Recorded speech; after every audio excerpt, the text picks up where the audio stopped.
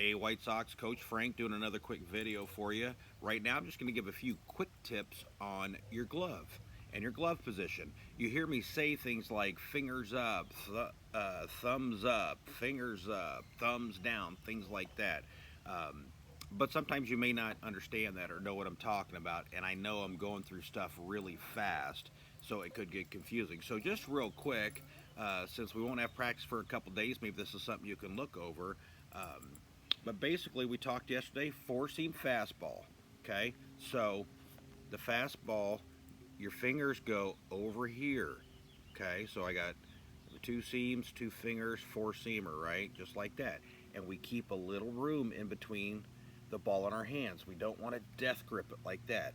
Then it's hard to move and throw that ball where you want. Now, that being said, my hand's bigger, not a lot bigger. I don't have huge hands, but my hand's bigger than yours. So, if your fingers are touching in here, well, that just might be because you have a smaller hand. That's okay. Miss Tilly thought she saw um, a rabbit over there, and Mr. Oscar too. Tilly, shh, good girl. Okay. So again, this is if you're putting your fingers here, that's a two-seam fastball. The ball's going to move a little bit more on you. So we want to go four-seam ball. So whether you're pitching or you're regular throwing, practice at home, flipping that up like we talked about at practice yesterday, and then get it back. Flip and get it back. So get your hands used to grabbing the ball. Come straight to it. Boom. Okay? That's one thing. The other thing I want to talk about. So if you hear me say fingers up, so above your stomach, we usually want to be high, right? So if you hear me say fingers high, look at my glove. This is the way we want to do it, okay? Sometimes the ball's in the middle and you turn your glove this way. That's okay because you can't really do it. You can't get your elbow down right in front of you there. So from here to here, you might have to go this way or this way. What you don't want to do is you don't want to get to the position, see my elbow, where your elbow high. Now, once we get below your belly, your belt, for sure, we want thumbs high, fingers down. Whoop, just like that, okay? Thumbs high, finger down. The other thing that I notice a lot of guys, your gloves look like kind of like this, right? They naturally look like this.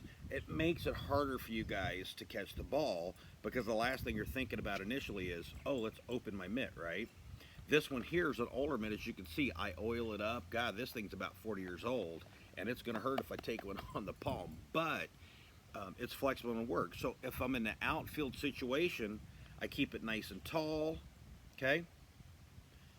If I'm in the infield situation and I'm getting ready, the pitch is getting ready to go, okay, I'm relaxed and go, what I do is I work my gloves. So if you're in infield that day, work your gloves. See how this looks now? It looks like a shovel. So if I turn my glove over, well, I'll take my glove off. So if I turn my glove over, it looks like a shovel when I'm catching, okay? If I'm in the outfield, I'm more like this. Fingers high. If I've got to do the waiter tray, right, I'm going up, boom, centering underneath, fingers high on a normal catch. See how wide my glove is? And then if I'm going down below or I'm working infield, look at this. I'm always turning my glove. See the way the back looks? Kind of looks like a hand, and now it looks like a shovel. So when I turn it over, that ball can shovel it in there nice. Now, some of your gloves, it's the product they made it with, the leather or whatever it might be. So if you've got a glove that is like this, and it sits like that normally, even if it's on the ground, watch, if I'm putting this like my hand's a table, see how that thing closes nice? Okay?